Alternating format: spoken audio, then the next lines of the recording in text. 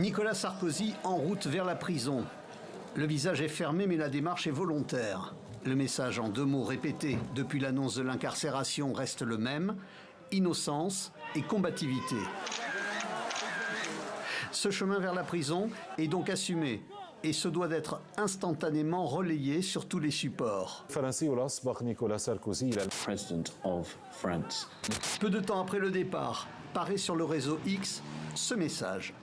Ce matin, j'éprouve une peine profonde pour la France, qui se trouve humiliée par l'expression d'une vengeance qui a porté la haine à un niveau inégalé. Cette manifestation aux portes de son domicile est le dernier épisode en date d'une communication maîtrisée.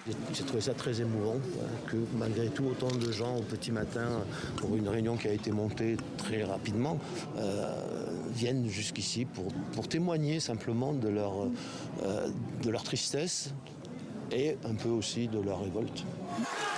Pourquoi assumer ainsi devant les caméras les images tristes et révoltantes d'un homme en route vers la prison?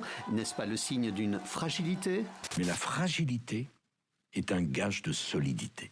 Sur l'Instagram de Nicolas Sarkozy, l'épreuve de l'incarcération ces jours-ci a donc largement été exposée grâce à un leitmotiv, la fin de l'histoire n'est pas écrite. Quelles que soient nos vies. Une thématique reprise par ses soutiens jusqu'à son épouse reprenant une photo de leur fille semblant soutenir son père. tout cet amour me donne une force indomptable.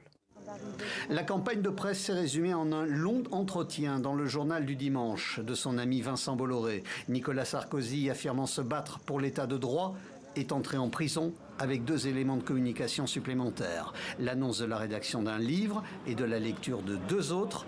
Le Comte de Monte Cristo, l'histoire d'un homme injustement condamné à la prison.